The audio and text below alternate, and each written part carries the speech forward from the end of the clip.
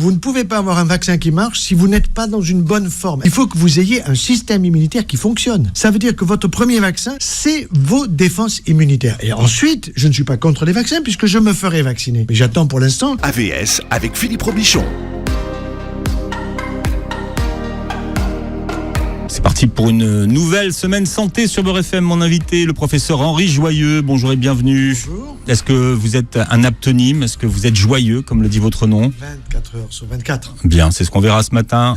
Alors, je vais prendre une présentation que vous avez vous-même faite. Hein. Vous n'êtes ni vaccinologue, ni épidémiologiste, ni infectiologue.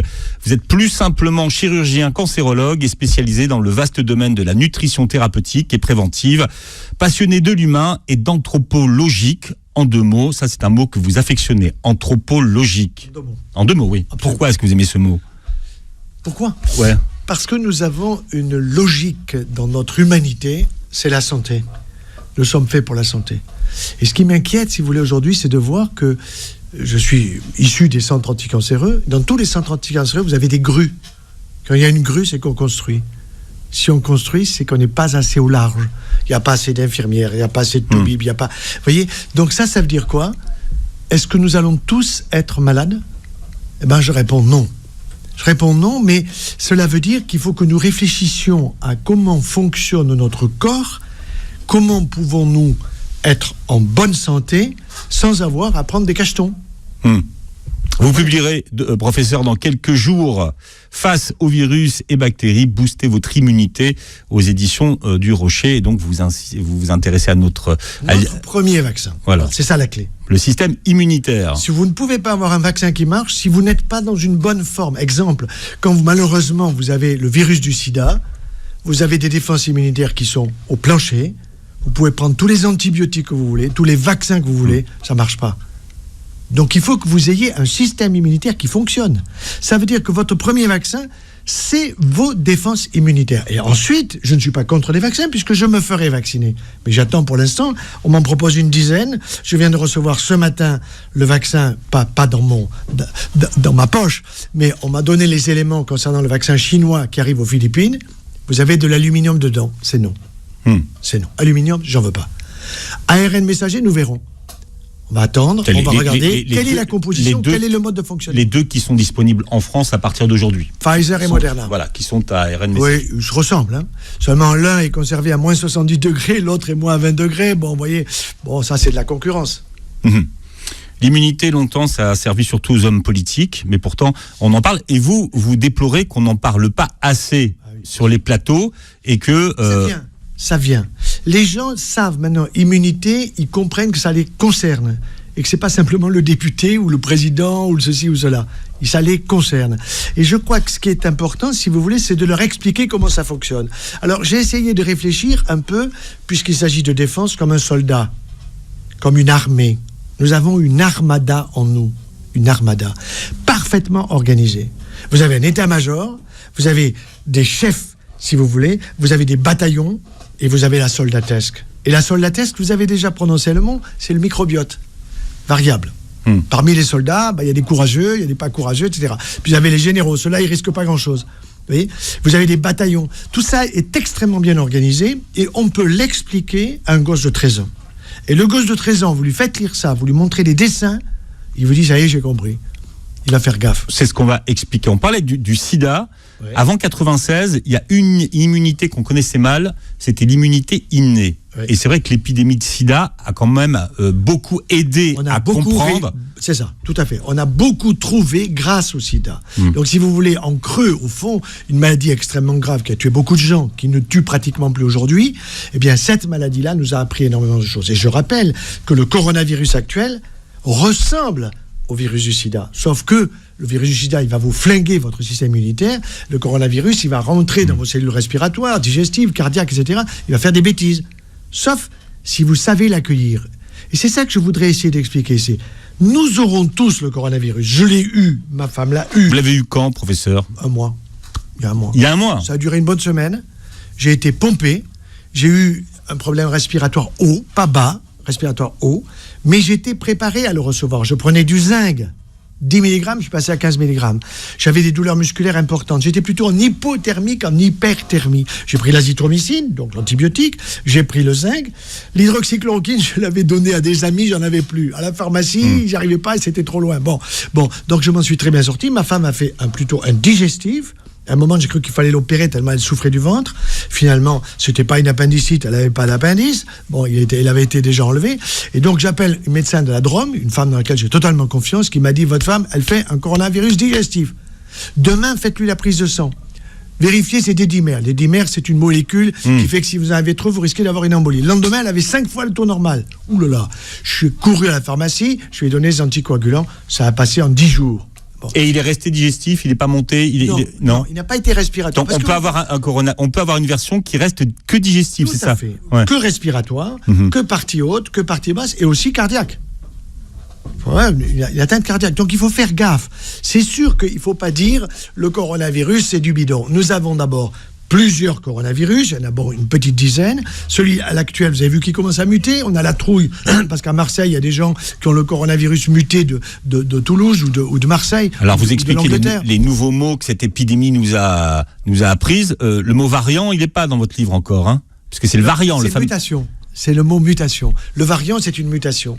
C'est-à-dire que vous allez avoir une mutation de ce virus lui-même, exactement comme on n'arrive pas. Je vous rappelle que le vaccin contre le virus du sida, nous l'attendons.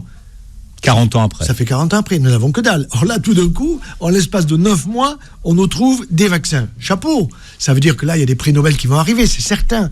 Et je suis tout à fait passionné par ces nouveaux vaccins où on vous dit, on va mettre un ARN messager qui va coder pour fabriquer une protéine qui ressemble à la spike du coronavirus pour aller flinguer le coronavirus s'il arrive. Magnifique. Mais tout ça, c'est très théorique. Bon, alors maintenant, nous l'avons. Nous sommes en train d'être testés. Nous sommes un peu cobayes, il faut être clair. Bon, alors, il y en a qui disent, moi, j'y vais les yeux fermés. Moi, non, j'y vais pas les yeux fermés. Pourquoi ? Parce que je veux savoir qu'est-ce qu'on va m'injecter dans mon corps. Voilà.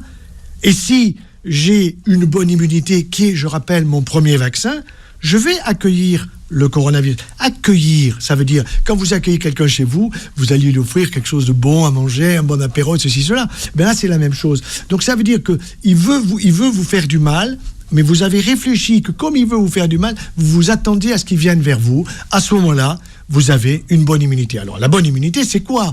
C'est ce que pose docteur. Est-ce qu'il faut une prise de sang pour savoir ma bonne immunité ? Non, pas besoin. On peut en faire une, bien sûr, mais c'est déjà trop compliqué. Par contre, il faut savoir quel est votre poids, quelle est votre taille, est-ce que vous dormez bien, est-ce que vous êtes angoissé, est-ce que vous êtes plutôt serein, est-ce que vous avez des urines qui sont claires, est-ce que vous avez des douleurs quelque part, est-ce que vous avez une activité physique, comment mangez-vous, est-ce que vous êtes un gavé de produits laitiers, est-ce que vous êtes un gavé de viande rouge, ou bien est-ce que vous avez une orientation fortement végétarienne. Je n'ai pas dit végane, je dis végétarienne. Pourquoi ? Parce que c'est ce végétal qui va vous donner, vous avez utilisé le mot, le microbiote et le microbiome, car nous avons... Alors, c'est quoi la différence entre le microbiote et le microbiome ? Si vous voulez, c'est le général. Et le microbiome, il concerne le microbiote digestif, le microbiote de la peau, le microbiote sexuel, vaginal pour les dames et pour nous au niveau du sexe masculin. Donc, nous avons un énorme microbiote respiratoire qu'on est en train de découvrir. C'est absolument fabuleux. On a des germes, on a des microbes dans notre tube digestif et dans nos poumons. Ils sont là pour nous aider. Il faut les connaître. Et dans nos reins, et dans nos foies. Oui, alors le foie, vous avez des cellules spéciales dans le foie. C'est pour ça que j'ai écrit un bouquin, Votre foie a besoin d'amour. 30%, vous dites. Mais bien sûr. Et vous avez un tiers de plus de cellules dans votre foie que vous n'avez de cellules dans votre cerveau. Et savez-vous que vous avez autant de cellules nerveuses qu'un prix Nobel ? Vous êtes prix Nobel chez BFM. Bon, vous avez... non, pas sur Beurre FM. Pardon, Beurre FM. Alors, il faut là, professeur Joyeux, il faut être clair. Mais vous avez je ne suis pas sur BFM pour des tas de raisons que je vous expliquerai après. Vous avez beaucoup plus de liberté, c'est ça. Mais oui, voilà. Oui, et la liberté de nous inviter. Mais c'est très important. Pourquoi ? Parce que je pense qu'aussi, on peut pas voir la radio, c'est la stéréo. C'est pas la mono. Oui. Mais ça, c'est important. Oui. Vous me montrez votre livre parce que vous avez consacré un livre qui est passionnant il y a très peu de temps. Votre foie a besoin d'amour. Voilà, sur le foie. Cette immunité innée. Oui. Qu'est-ce qu'on a appris ? Qu'est-ce que ça a changé de savoir qu'on avait une immunité innée ? Ça veut dire que nous savons que nous avons nos propres défenses. Ça veut dire que, par exemple, votre moelle osseuse en permanence, elle vous fabrique vos globules rouges. Un globule rouge, il vit 120 jours. Un globule blanc, il vit 7 jours. Une plaquette, elle vit 10 jours. Bon, donc ça veut dire que vous renouvelez tout ça. Pour renouveler ce système cellulaire que j'appelle l'état-major, parce que c'est à la base, si vous manquez de globules rouges, vous êtes anémique. Si vous manquez de globules blancs, vous allez attraper des infections. Vous voyez, si vous êtes en chimiothérapie, le taux des globules blancs, il chute. Bon, si vous avez donc tous ces globules, vous avez déjà l'état-major qui fonctionne. Et cet état-major, il fournit d'une part des défenses qui vont circuler dans votre sang. Je vous rappelle que nous avons 5 à 6 litres de sang qui circulent en permanence. Bon, du rouge, du bleu qui se fait oxygéner. Il faut que vous ayez des poumons qui fonctionnent correctement, c'est-à-dire que vous avez 600 millions d'alvéoles pulmonaires, 300 millions de chaque côté. Il faut les remplir. De quoi? D'air, pas de pollution. Bon, donc ça veut dire qu'à ce moment-là, vous avez déjà une capacité avec vos défenses innées d'avoir des défenses. Ensuite, si jamais ça tourne mal, qu'est-ce que c'est? Un virus qui vient vers vous, une bactérie, un parasite, un champignon. Mais nous sommes faits pour les accueillir. Mais le problème, c'est qu'on ne nous l'explique pas. C'est ça que je veux faire comprendre aux gens. Ce n'est pas si compliqué que cela. Voyez, vous pouvez, et la base de tout cela, ça va être, vous l'avez déjà dit, microbiome. Ça veut dire, ayez une bonne défense cutanée, une bonne défense de vos muqueuses, l'intérieur du tube digestif, l'intérieur des poumons, et de bonnes défenses au niveau de votre tube digestif. C'est là l'essentiel. Donc, si c'est l'essentiel, le tube digestif, c'est quoi? C'est ce qu'on met dans le coco. Ça va de la bouche à l'anus. Et oui. Et en même temps, souvenez-vous, c'est qu'avec ce coronavirus, vous perdez quoi? Le goût et l'odorat. Pas tout le temps. Parce que le goût, vous le refaites tous les 10 jours, les papilles de votre langue. Tous les 10 jours. Votre odorat, vous le refaites tous les 3 mois. Donc quelqu'un qui perd l'odorat, il vous dit, ça fait 1 mois, ça traîne, je ne retrouve pas. Stimulez avec un peu de thym, de romarin, essayez de sentir le chocolat. Ça va revenir, ne vous inquiétez pas. Mais ça sera un petit peu plus long. Vous voyez? Donc tout ça, quand vous avez un Alzheimer ou un Parkinson, personne âgée, qu'est-ce que c'est qui fout le camp en premier? Le goût et l'odorat. Le goût et l'odorat. Donc très important de le stimuler. Ça veut dire stimulons les saveurs, les odeurs. Vous voyez? On parle de système immunitaire et d'immunité, mais une fois que l'épidémie est là, oui. Bon, c'est trop tard pour le stimuler. C'est-à-dire que là, si vous voulez, on est plutôt dans la gestion de l'urgence. Oui. Donc, moi, je vous entends, et effectivement, toutes les mesures que vous préconisez, elles sont préventives. Tout à fait. Mais là, maintenant, qu'est-ce qu'on fait? Alors, finalement... on va essayer de concret. J'ai l'un de mes amis très cher qui pèse gentiment 15 kilos de trop. Bon, il me dit 10. Bon, en réalité, la réalité, c'est 15 de trop. Bon, il m'appelle, il a une voix qui est pas bonne. Je lui dis ta température, il me dit j'en ai pas. Je dis non, ça veut rien dire. Tu me prends la température. Il me rappelle 38,8. Je dis ok. Tu vas me prendre maintenant ta fréquence respiratoire. Ah bon, c'est comment? J'ai dit chaque fois que tu as ton thorax qui monte, tu comptes combien tu as de fréquence respiratoire en 60 secondes, en 1 minute. Tu me rappelles. Il me rappelle 25. Il devrait avoir 12. J'ai dit ok. Tu vas tout de suite à la radio à l'hôpital. Radio poumon. Je lui fais une ordonnance, j'envoie l'ordonnance et je mets radiographie du thorax, face et profil, plus ou moins scanner. J'appelle le radiologue. Le radiologue me dit, ok, je vais le voir. Il fait la radio, il me rappelle, il me dit, il faut faire un scanner. Ok, scanner. Il me dit, écoutez, s'il a 25% de son état respiratoire qui est atteint, c'est le coronavirus, il est hospitalisé. Il a plus de 25%, il a été hospitalisé. Il va y rester la semaine. Il a l'oxygène dans les trous de nez.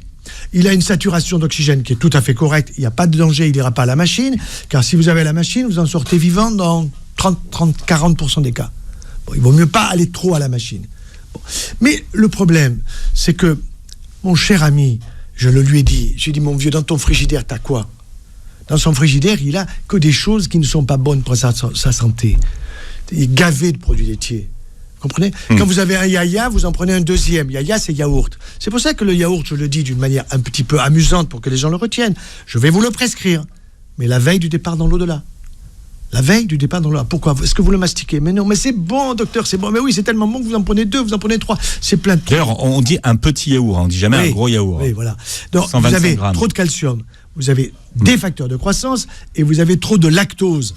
Bon, mais vous ne me dites pas ce qu'on fait une fois que l'épidémie est là, qu'elle est installée sur le territoire, que c'est peut-être un peu compliqué, un peu juste pour que les gens puissent inverser leur immunité. Qu'est-ce qu'on fait? Tout à fait. Ça veut dire que dès que vous avez le moindre signe, vous ne faites pas je prends du paracétamol pour m'enlever mon mal à la tête et j'attends d'avoir des troubles respiratoires pour appeler le 15, ça c'est trop tard. Vous vous faites traiter immédiatement. Et c'est là que parfois, je trouve que vous avez à peu près la moitié des médecins qui sont terrorisés par le Conseil national de l'ordre des médecins qui n'a donné aucun conseil. Et auquel cas, qu'est-ce qui se passe ? Paracétamol et vous appelez le 15. Pas du tout d'accord. Il faut traiter immédiatement. Quel est le bon traitement ? Soyons clairs. Raoult, aucun problème. Moi, la confiance dans Raoult, c'est 100%. Pourquoi ? Il est sur le terrain, le gars. Vous comprenez ? C'est pas un mec qui est en train de nous chanter avec un nœud papillon sur les télés, quoi. Voilà. Donc, il est sur le terrain. Vous avez Louis Fouché, il est sur le terrain. Quand vous l'entendez parler, vous savez que c'est un mec qui intube des malades, qui leur prend le pouls, qui leur prend la tension, qui fait des prises de sang. Il est sur le terrain. Moi, je fais confiance aux gars du terrain. Quand vous pensez que vous avez des médecins généralistes qui m'ont appelé, et je leur ai demandé conseil, qu'est-ce que vous faites ? Face à ça, vous avez le docteur Zeller qui est poursuivi par le Conseil de l'ordre, Nicolas Zeller dans le Var. C'est un type, il a fait le traitement de Raoult. Il a eu 300 cas, il n'y en a aucun qui a été hospitalisé, aucun qui est passé en réa. On va profiter de votre présence, professeur Joyeux, pour essayer de clarifier votre position sur les vaccins. Vous êtes souvent qualifié du porte-parole des anti-vaccins en France. Je ne sais pas d'où ça sort. D'où ça vient ça et est-ce que vous y êtes pour quelque chose ? Oui, non, alors d'une part, je ne suis pas le porte-parole, je suis favorable au vaccin et je rappelle que dès l'année 2015, j'ai écrit un bouquin qui s'appelle Vaccin, comment s'y retrouver ? Parce que c'est difficile de comprendre tout cela. Alors, ce qui est important à comprendre, c'est que vous aviez le DTP, diphtérie, tétanos, polio, un vaccin excellent, tout le monde était très content. Vous étiez vacciné entre 18 et 24 mois, ce qui était logique, parce que le système immunitaire d'un enfant, il faut grosso modo 2 ans après sa naissance pour qu'il soit vraiment en place. Bon, donc qu'est-ce qui s'est passé ? Tout d'un coup, moi j'ai été responsable des familles en France, et on me dit, il n'y a plus de DTP dans les pharmacies. Bon, je dis à ma femme, va voir, moi je vais voir, etc. Effectivement, il n'y en avait plus. Je dis, mais pourquoi il n'y en a plus ? Ah ben, parce que, docteur, il y a mieux. C'est quoi mieux ? C'est diphtérie, tétanos, polio, plus coqueluche. Ah ben, ça, c'est pas mal. Pas de problème. Bon. Et puis ensuite, il y a eu diphtérie, tétanos, polio, plus hépatite B. Et pourquoi il y a hépatite B ? Oui, mais à 2 mois, c'est mieux. Pourquoi à 2 mois ? À 2 mois, le système immunitaire, il n'est pas en place. Alors, qu'est-ce qui s'est passé ? La loi imposée en 2015-2016, jusqu'à la nouvelle loi, elle imposait le DTP. Bon, il y a eu une action au Conseil d'État. Le Conseil d'État a dit oui, il faut remettre en place le DTP. Et Marisol Touraine, qui était ministre de la Santé, qu'est-ce qu'elle a dit ? Elle a dit oui, il faut que l'industrie fasse ce qu'il faut faire. L'industrie, qu'est-ce qu'elle a fait ? Elle savait qu'il y avait la loi qui allait arriver. Elle le savait parfaitement. Et la loi de 2017 ? Bien sûr, c'est la loi de 2017, elle a les épicés, c'est-à-dire qu'elle attendait le DTP, mes enfants, vous l'aurez, vous inquiétez pas, mais vous aurez en plus d'autres choses. Et qu'est-ce qui s'est passé ? Ils vous ont imposé 11 vaccins. Vous en avez 8 qui contiennent de l'aluminium, et moi j'avais commencé à repérer que l'aluminium c'était quoi ? Alors j'ai fait une lettre sur l'aluminium pour faire parler l'aluminium d'une manière un peu humoristique. L'aluminium, je vous assure qu'il n'y a pas une seule réaction biologique dans votre corps qui a besoin d'aluminium. Vous avez besoin de zinc, de fer, de cuivre, ça tout à fait d'accord, mais aluminium, walou, vous avez besoin de rien. Voyez ? Quoi ? Walou. Ah oui. Ouais. Non, c'est bien. Bon, donc ça veut dire quoi ? Ça veut dire sur BFM, vous ne pouvez pas le faire. Non, ce qui s'est passé, si vous voulez, c'est que on a vu parfaitement l'industrie arriver, et il m'est arrivé de rencontrer un des grands responsables de la haute industrie pharmaceutique, et je lui dis, dites-moi, l'aluminium dans vos vaccins, là. Ah, il me dit, m'en parlez pas, moi je suis fait que pour faire les usines, moi j'exécute les ordres. Oui, d'accord, mais vous réfléchissez pas, qu'est-ce que vous mettez dedans ? Pourquoi vous mettez l'aluminium alors que vous avez du phosphate de calcium qui est sans danger ? Du phosphate, vous en avez dans votre corps, du calcium, vous en avez dans votre corps. L'aluminium, il est fait pour la terre, il n'est pas fait pour mon corps. Or, quand je vous l'injecte dans votre muscle, il y en a un peu qui reste là. Ensuite, ça fout le camp vers votre os pour le fragiliser, vers votre foie pour fragiliser votre immunité, et ça peut se stocker dans votre cerveau. Et on a trouvé de l'aluminium chez les Alzheimer, dans les scléroses en plaques, mais on vous dit qu'il n'y a pas de relation. Il peut y avoir relation de temporalité, mais pas de causalité. C'est très malin, ça. Temporalité et pas causalité. Vous voyez l'astuce ? Alors, pourquoi est-ce que ça n'a pas toujours été le cas, l'aluminium utilisé comme adjuvant ? 1983, c'était le phosphate de calcium. Seulement, il y a eu un mariage. D'accord. Pourquoi est-ce qu'on a basculé du phosphate de calcium à l'aluminium ? Bonne question. Parce qu'on a dit l'aluminium, ça va booster plus, stimuler plus le système immunitaire. Aucune preuve scientifique randomisée, tirée au sort. Ça, c'est le rôle d'un adjuvant, ce qu'on appelle un adjuvant. Tout à fait. Et le phosphate de calcium est un adjuvant. Comme vous avez eu au tout départ, dans les années 20, le premier adjuvant, c'était la mie de pain, c'était l'amidon. Thamido. Il y a eu également le squalène. Il y a eu également un dérivé du mercure. Vous voyez ? Et tous les soldats, quand ils sont partis au Koweït, ils ont été vaccinés. Et il y a eu un syndrome tout à fait spécial qui a été lié, on ne sait pas trop si c'est mercure, aluminium, mercure. Ce qui est sûr, c'est que le mercure a foutu le camp. Il n'y en a plus de mercure. D'accord. Donc votre interrogation, vous, c'était sur ce qu'on appelle ce fameux vaccin hexavalent. C'était Tout ça. à fait. L'hexavalent, à mon avis, à 2 mois. Alors, le problème, c'est que c'est la loi qui vous l'impose. Donc, la loi, ça veut dire que si vous ne faites pas ça, ben, la loi vous tombe dessus. Bon, tout ça, il faut bien le réfléchir. Je pense que le système... En plus, souvenez-vous, on nous a dit que ça sera pour 5 à 10 ans. 5 à 10 ans. Attendez, ça fait presque déjà 5 ans. 5 à 10 ans, ça veut dire que dans 5 à 10 ans, il n'y aura plus d'obligation. Parce que c'était aussi la durée qu'on disait qu'il fallait pour remplacer de l'aluminium dans les vaccins. Bon, attendez, il y avait des gens qui disaient, pour remplacer l'aluminium dans les vaccins, il faut 10 ans. Attendez, désolé, il y avait eu déjà des chaînes sans aluminium. Ça existait déjà. Donc, il suffisait de faire tourner des chaînes sans aluminium. Non, tout ça, c'est vraiment tout cousu de fil blanc, si vous voulez. Alors, professeur Joyeux, vous êtes un spécialiste des médias. Vous avez compris qu'aujourd'hui, il n'y avait pas de place pour la nuance, qu'aujourd'hui, il fallait avoir des positions tranchées et qu'il fallait avoir des positions de la taille d'un tweet. Donc, est-ce qu'à un moment donné, comment est-ce qu'avec ce que vous nous dites là, avec ce que vous nous racontez, vous devenez le porte-parole des anti-vaccins et qu'on vous fasse passer pour un anti-vaccin primaire? Je vais vous dire, c'est intéressant pour certains de trouver un prof de médecine qui en plus est à Montpellier, qui est un peu, si vous voulez, un type qui réfléchit, et de faire passer une étiquette sur lui en disant, ce gars-là, vous voyez, il est anti-vaccin, donc attention, dangereux. Je ne suis pas du tout anti-vaccin. J'ai fait vacciner mes enfants. J'ai été vacciné, je n'ai plus besoin, je sais dont j'ai besoin et dont des enfants ou des adultes peuvent avoir besoin. Donc si vous n'êtes pas anti-vaccin, vous êtes quoi ? Comment vous vous définissez ? Moi je dirais que je réfléchis et je ne prends pas un vaccin sans savoir ce que je prends. C'est-à-dire tout vaccin qui contient l'aluminium, je ne peux pas le conseiller scientifiquement. Ça c'est conscience et science. Il y a les deux. Vous voyez ? Bon, donc je ne peux pas vous conseiller de vous faire vacciner avec un vaccin contre l'aluminium quand vous avez 2 mois. À votre âge, vous avez une certaine taille, un certain poids, pas de problème. Mais je ne vous conseille pas d'en prendre trop. Pourquoi ? Parce que vous avez une quantité d'aluminium qui va rester dans votre corps. Alors, il n'a rien à faire dans votre corps, sauf des dégâts. Vous comprenez ? Bien, alors vous expliquez dans votre livre, effectivement, pourquoi c'est intéressant de parler de l'immunité quand on parle des vaccins, puisqu'en fait, il faut expliquer cette notion d'antigène et d'anticorps. Tout à fait. C'est la base de la vaccination. C'est la base de la vaccination. Ça veut dire que nous avons la capacité de fabriquer des anticorps par nos défenses immunitaires. Notre immunité, ce que j'appelle le premier vaccin. Nous sommes capables de fabriquer des anticorps tout seuls. D'accord ? Le problème, c'est que si vous avez, par exemple, le virus de l'époque de la variole, bon, la variole, ça a fait des dégâts considérables. Bon, il y a eu une vaccination qui a été sur la terre entière, et puis on n'a plus de variole, et dans les années 77 à peu près, on a arrêté la vaccination contre la variole.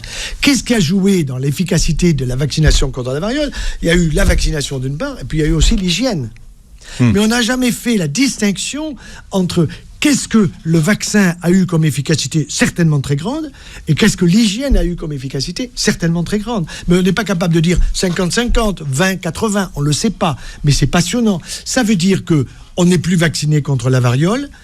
La tuberculose, moi, quand j'étais ici à Paris pendant 5 ans à l'Institut Curie, j'ai dit à ma femme, il va falloir vacciner les enfants contre la tuberculose, alors que ce n'était pas obligatoire. Pourquoi ? Parce que la tuberculose revient. Parce que la tuberculose aujourd'hui est capable de tuer. Pourquoi elle peut tuer ? Parce que le système des antibiotiques antituberculeux, il y a une résistance. Vous voyez, une résistance. Alors au Conseil d'État, par exemple, au Conseil d'État, on m'a fait passer pour un type anti-vaccin, ce qui est totalement faux, alors que je suis favorable à la vaccination de diphtérie, tétanos, polio, hépatite B. En tant que chirurgien, ben oui, il faut que je sois vacciné contre l'hépatite B. Le problème, c'est qu'avant que le vaccin arrive, moi j'avais chopé l'hépatite B par un malade qui me l'avait donné. À l'époque, on opérait sans lunettes. J'avais un jet de sang dans l'œil. 45 jours plus tard, je fais une hépatite B. Bon, je m'en suis parfaitement sorti, il n'y a pas eu de problème. Mais c'est dangereux. Bon. Donc oui, si vous êtes infirmier, oui, si vous êtes chirurgien, oui, si vous êtes dans le monde des pompiers, par exemple, avec des risques au niveau du sang, vous devez être vacciné contre l'hépatite B.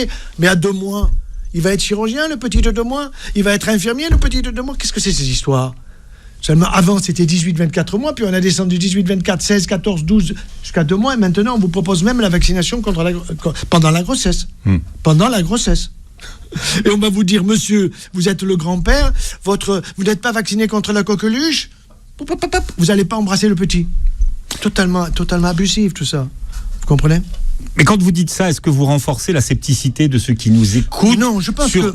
Enfin, généralement et globalement sur la vaccination, parce qu'on voit que les Français sont sceptiques. Non, les Français sont intelligents. Pas pareil. Nous sommes des Méditerranéens. Et les Méditerranéens, c'est pas des anglo-saxons qui obéissent au doigt et à l'œil à la couture du pantalon. Ce sont des gens qui réfléchissent. Ils ont des neurones. Et le Méditerranéen est un type imaginatif, est un type créatif. Je ne dis pas qu'on est supérieur aux autres, mais nous avons, si vous voulez, cette capacité de réflexion. C'est ce que vous retrouvez, par exemple, si vous regardez les prix Nobel d'aujourd'hui. Qu'est-ce que vous verrez ? Sur 10 prix Nobel, vous avez 8 qui sont d'origine hébraïque. Moi, je suis en admiration. Ce sont des bosseurs, ce sont des gens qui réfléchissent beaucoup, ce sont des gens qui se réunissent bien entre eux, qui savent travailler plus fortement peut-être que d'autres.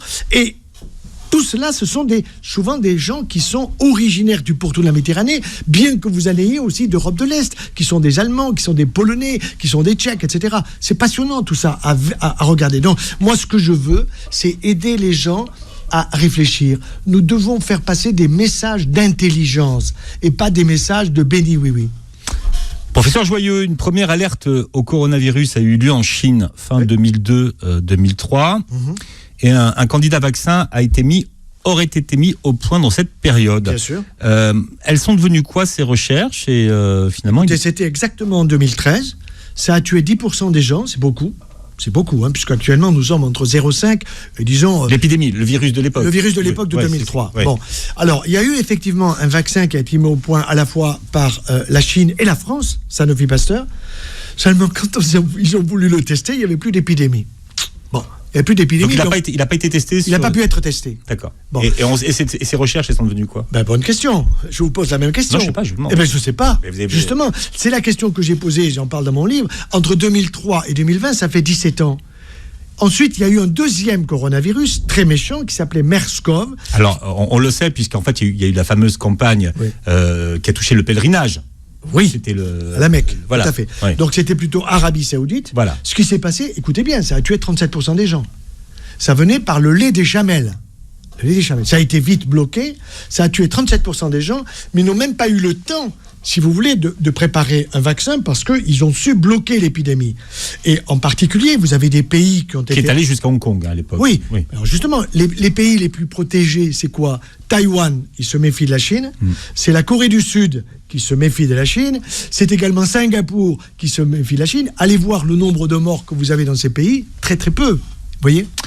Alors on nous promet, il y a 2 vaccins disponibles à partir d'aujourd'hui en France. On nous en promet 2 autres. Ouais. Dans votre livre, vous nous expliquez comment on peut voir plus clair et comment choisir les vaccins en fonction des informations. Donc vous, en gros, sur les 4 qu'on va avoir dans les 2-3 mois qui viennent, comment est-ce que vous nous aidez à choisir en connaissance de cause ? Alors, vous avez les 2 Pfizer et Moderna. ARN messager, c'est pas très clair. Vous avez un type que j'aime beaucoup. Le coronavirus est un virus ARN. C'est tout à fait. ARN, il mute, capable de muter, d'avoir des variants. Bon, donc ce virus, ce vaccin avec ARN messager, c'est une nouvelle découverte. C'est une nouvelle découverte au sens de son application. On le savait déjà. Technologie. C'est une nouvelle technologie magnifique, absolument magnifique. Maintenant, comment ça marche ? Qu'on utilisait déjà en cancérologie. Oui, en cancérologie, mais c'est pas la vaccinologie. Attention, D'accord, mais vous êtes cancérologue, oui, c'est pour ça. Tout à fait d'accord. Donc c'est une technologie que vous connaissez. Voilà, que nous connaissons et que nous mettons, si vous voulez, en application, pas moi, bien sûr, dans le cadre des vaccins. Donc on ne sait pas très bien comment ça marche. Ça veut dire que on sait bien que ce ARN messager est destiné à coder une protéine qui est celle de la spike dans le coronavirus, de telle façon que mon système immunitaire, si jamais le virus arrive vers moi, il est prêt, pas de problème, je vais fabriquer des anticorps pour flinguer le coronavirus. Bon, magnifique, ça c'est très théorique. Seulement quand vous regardez de près, hier soir j'ai passé un gros moment à regarder les effets de Moderna, comparés à celui de Pfizer.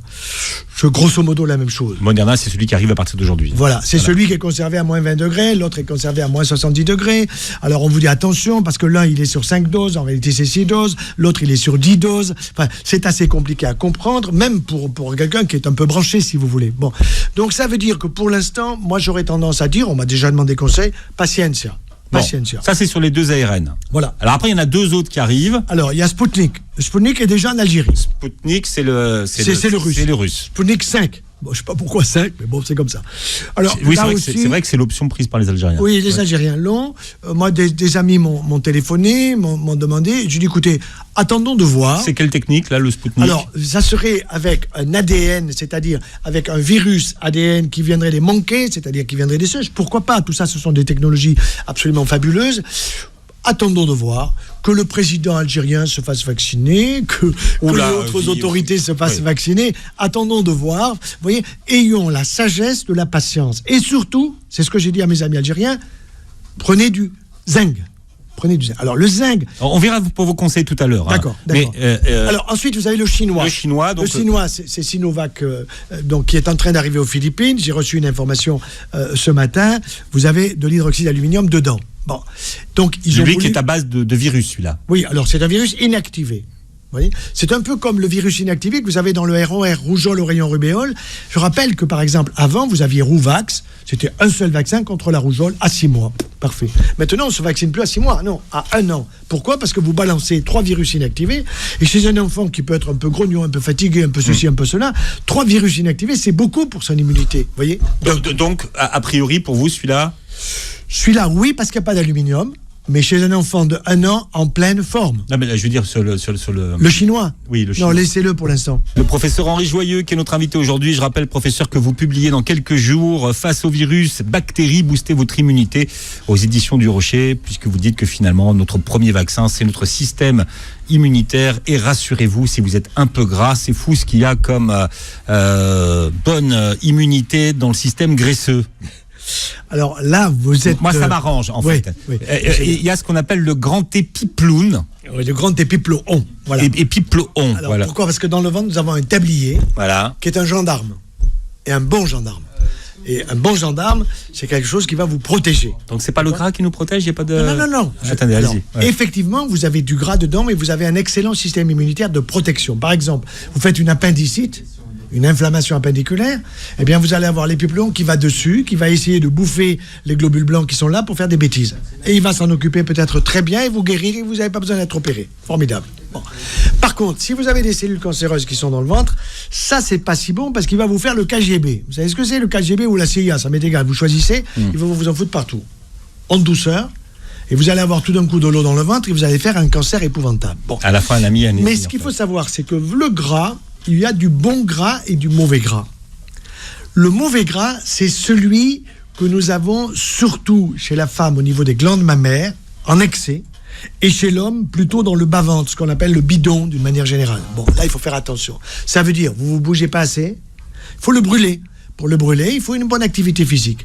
Alors, celle qui vous plaît, que ce soit la piscine, que ce soit la marche à pied, que ce soit le vélo, ça m'est égal. Bon, chacun le sien. Mais il faut avoir une activité physique. Nous sommes des bipèdes qui sont faits non pas pour des escaliers roulants, mais pour monter les escaliers. Vous comprenez? Donc, il faut avoir une activité physique, si possible en plus, qui vous fait un peu transpirer. Pourquoi? Parce que vous avez remarqué que la transpiration, quand nous transpirons, ne sont pas terribles. Pourquoi? Nous éliminons les pesticides qu'on respire. Des pesticides qu'on ne peut pas éliminer avec un masque. Vous voyez. Donc la transpiration est utile à notre santé. Ça, c'est très important. Et en même temps, si vous transpirez beaucoup, on peut transpirer jusqu'à 1 litre de flotte par jour, il faut boire. Alors, ça ne veut pas dire qu'il ne faut pas boire de bonnes choses, mais je ne vais pas vous prescrire du Coca-Cola, des sodas, vous comprenez? Mais plutôt des tisanes en cet hiver, du thym, du romarin, de la verveine, de la camomille le soir avant de se coucher. Des choses de qualité qui vont stimuler, si vous voulez, votre système immunitaire d'une manière indirecte. Ça, c'est très important à bien comprendre. Et votre gras, vous allez tout doucement le faire fondre. Bien. Alors, on va revenir sur les vaccins, puisque tout le monde parle de l'arrivée des vaccins et de la vaccination en France. Donc, vous êtes pour le vaccin Patientia, Patientia, voilà, tout ce que vous disiez tout à l'heure.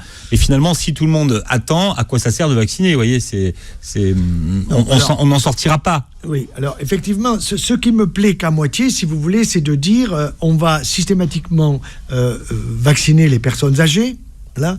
Donc, c'est un peu cobaye pour les personnes âgées. Et si à 92 ans, vous êtes vacciné, que 3 jours après, vous n'êtes plus là, on va vous dire c'est parce que vous avez 92 ans et 3 jours, quoi. Bon, on ne peut pas trouver, vous pouvez faire toutes les nécropsies, les vérifications sur le corps, vous ne pouvez pas dire il est mort du coronavirus. Bon, sauf si... Il faut savoir que, ou du vaccin, je veux dire. Si vous avez par exemple le vaccin Pfizer, savez-vous que normalement, si vous avez les moindres allergies, vous devez être vacciné, le médecin doit rester avec vous 15 minutes à côté de vous.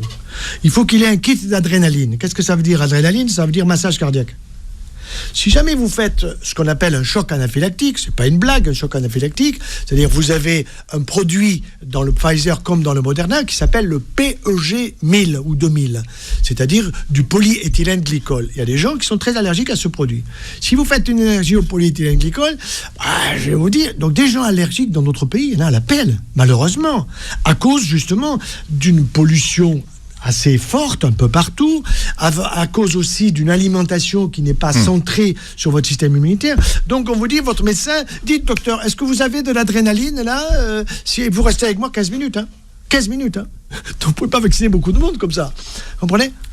Les réactions allergiques qu'on a constatées aujourd'hui, en tout cas sur le premier vaccin que vous venez de citer, le Pfizer, venaient du groupe placebo.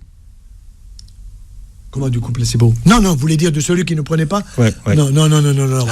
Ouais, alors les chiffres que j'ai regardés hier... on n'a pas les mêmes chiffres. Non, je vais vous dire, j'ai une revue que j'aime bien parce que c'est une revue qui est très sérieuse. Citez. Qui n'est pas très aimée par le Conseil national de l'ordre des médecins, qui s'appelle Prescrire.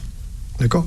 Et Prescrire, c'est pas trompé sur beaucoup de médicaments qui ont disparu de la circulation médicale. Bon, et là, ils font une analyse extrêmement précise du Moderna comme du Pfizer, de l'un par rapport à l'autre, avec... Pfizer n'a pas fait tellement d'études randomisées, Moderna a fait études randomisées. Mais il a fait des études randomisées pour des gens avant 75 ans. Il y a eu 5 personnes pour les 75 ans, 5 personnes, et ils disent on ne peut pas statistiquement donner des résultats sur 5 personnes. Et c'est très honnête. Ça veut dire qu'ils ont testé sur des gens qui avaient entre l'âge de 30 et 58-65 ans, mais pas au-delà. Bon, donc sur des gens qui n'étaient pas tellement à risque, vous comprenez ? Ceux qui sont à risque, effectivement, ce sont ceux de mon âge, qui sont au-delà de 70-75 ans, et surtout qui ont des comorbidités. Parce que vous dites que le système immunitaire vieillit, en fait. Oui, ça s'appelle une immunosénescence, et là-dessus, je trouve que Luc Montagnier, le prix Nobel, il a une idée que je trouve fort belle, c'est qu'il appelle le SIDA-A. Alors, qu'est-ce que c'est le SIDA? C'est le syndrome d'immunodépression acquise lié à l'âge. Ça s'appelle une immunosénescence. Et effectivement, si vous regardez, j'ai fait un dessin dans le bouquin, et si vous regardez vos cellules immunitaires avec l'âge, ça baisse. Au tout début, ça monte jusqu'à l'âge adulte. Ensuite, il y a un plateau, et à partir de 65-70 ans, il y a une chute. Donc, ça veut dire qu'il faut stimuler vos cellules immunitaires, celles qui vous protègent. Et comment pouvez-vous les protéger ? Vous l'avez dit, microbiote, bonne alimentation.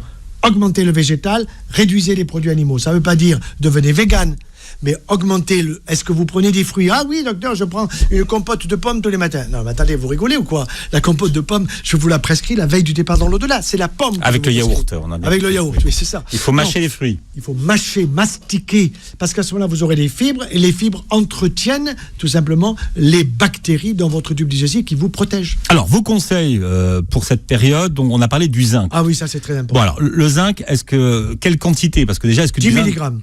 10 mg. 10 mg de zinc tous les matins au petit-déj, c'est ce que je prends, je les ai pris ce matin. Et quand j'ai eu la forte coronavirus grippale, si vous voulez, j'en ai pris 15. Hein, ma femme, j'ai passé à 15 aussi. Bon, 15 suffit, il n'y a pas besoin d'en prendre plus, parce que sinon vous allez Est-ce qu'il y a des contre-indications à la prise de zinc ou pas? Non. Alors, c'est pas parce que vous en prendrez plus que vous serez mieux. 10, 15, ça suffit. En prévention, c'est 10, ça, il n'y a aucun doute. Et pourquoi? Parce que la question, c'est pourquoi, docteur? Et bonne question, madame. Parce que... C'est bien, parce que vous faites les questions et les réponses, docteur. Votre zinc, qu'est-ce qu'il va faire? Il va empêcher le virus de pénétrer, d'aller sur le récepteur de la cellule respiratoire, digestive ou ailleurs, pour pénétrer dedans. Et quand le virus pénètre, il fait des petits. Et en faisant des petits, il va bousiller la cellule, il va passer à une autre cellule, et il va vous bousiller beaucoup de cellules. Vous comprenez? Vitamine A, alors vitamine D, pardon. D, soleil. La fameuse vitamine D qu'on a vraiment paré de toutes les vertus. Oui, alors. Vous dites attention à la vitamine D. Pas en excès. Pourquoi? C'est une vitamine liposoluble. Vous avez des vitamines qui sont solubles dans le gras, liposolubles, A, D, E et K. A, c'est pour la rétine, y voir. Bon. D, c'est essentiellement pour le système osseux, mais aussi c'est un protecteur immunitaire de grande qualité. Soleil. Seulement le soleil, aujourd'hui à Paris, j'en vois pas beaucoup. Bon, par contre, quand vous avez du soleil, eh bien, vous prenez 30 minutes le soleil 2 à 3 fois par semaine, le visage et les bras dénudés. Si vous n'avez pas le soleil, oui, vitamine D. Combien ? 1000 unités internationales par jour. Par jour. 3 gouttes. Bon, maintenant, vous pouvez prendre 5000 par semaine. Vous voyez, 5000 par semaine, il y a des ampoules à 5000, il y a des ampoules mensuelles, bon, peu importe. Mais ce qui est sûr, c'est que c'est utile pour votre immunité. Donc, on a dit zinc, vitamine D, vitamine C. Qui marche avec la vitamine E, vous dites. CE, ça marche ensemble. Alors, la E, ça sera les noix. Ouais. Excellent. Mais des noix que vous cassez. Pas des noix qui sont dans des sachets. Il faut apprendre les enfants. Vous leur filez des noix, aujourd'hui, ils ne savent même pas qu'il y a une noix. Il faut servir d'un casse-noix, ouais. Ben, il faut un casse-noix. Ouais. Bon. Donc, moi, j'ai des casse-noix à la maison, j'ai des casse-noisettes, j'ai des casse-bonbons aussi. Quand vous avez des enfants qui vous enquiquinent, ça existe aussi. Bon. Mais je veux dire, ça, c'est très important parce que vous avez de la vitamine E dedans, qui est une vitamine antioxydante. De fertilité aussi, si vous voulez faire un bébé. Allez, c'est bon. Plus les œufs. On en parlera demain. Tiens, et les œufs à la coque. Les œufs à la coque ? Les œufs à la coque, les œufs mollets, pas l'œuf dur. L'œuf dur, vous avez remarqué que parfois ça sent un peu le soufre, l'œuf dur. Eh bien, l'œuf à la coque, ça veut dire qu'il faut que le jaune soit liquide. Excellent cholestérol. Si je passe mon cerveau à la moulinette, là, je vais vous sortir de l'huile. Combien d'œufs à la coque le matin ? Moi, personnellement, à mon âge, 2. Les enfants, 1. Bien. Voilà. Alors après, il y a les oligo-éléments. Quels sont ceux que vous conseillez ? Alors, évidemment, le zinc, le cuivre, le fer. Mais vous n'allez pas prendre du fer, sauf si vous êtes anémique. Chez les femmes, quand il y a des cycles qui sont un petit peu abondants, là, il faut donner du fer. Ça s'appelle, d'une manière générale, oligomax, oligo-élément, max fer. Vous avez aussi oligomax zinc. Vous avez aussi oligomax cuivre. Voilà. Donc ça, c'est important à savoir.